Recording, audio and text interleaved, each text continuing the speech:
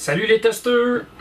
Bon, ben aujourd'hui, je vais vous parler de la manière qu'on peut vérifier notre niveau de cétone.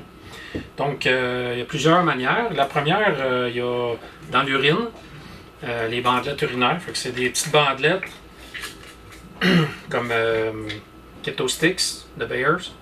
Petite bandelette, fait pipi dessus. Le matin, à la première urine, c'est important. Ça va te dire, dans le fond, celle-là dit le niveau de cétone rejeté de la veille. Donc, la veille, ton corps a produit des cétones. Il y en a certains qui n'a pas utilisé, fait qu'il les a rejetés. La couleur, c'est pas important. Aussitôt que ça change de couleur, c'est bon signe.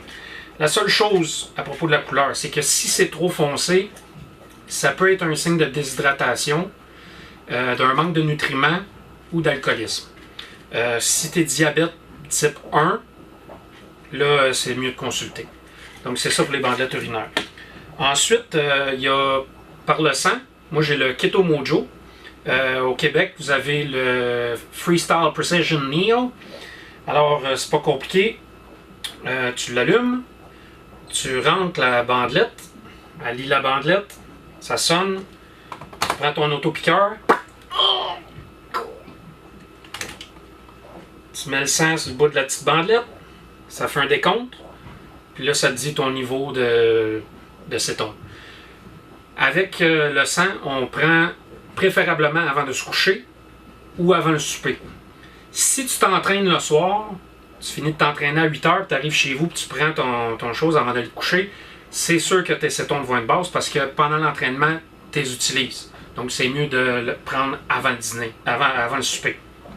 Alors, ça, c'est pour le sang. Ensuite, une belle trouvaille, un breathalyzer. Eh oui, un alcotest très cheap qui se base sur le même principe que le Ketonix. Alors, sauf que le Ketonix, c'est que tu souffles dedans, c'est environ 200$.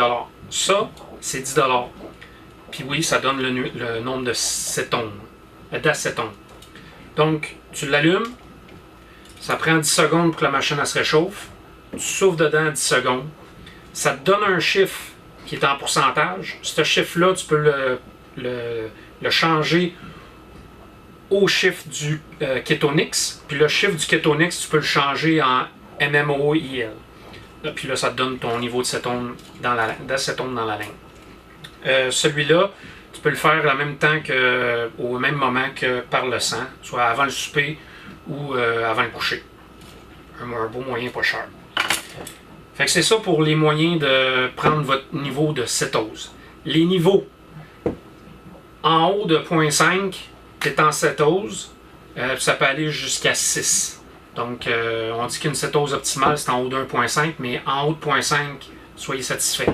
Sur ce, bonne journée, puis bonne cétose.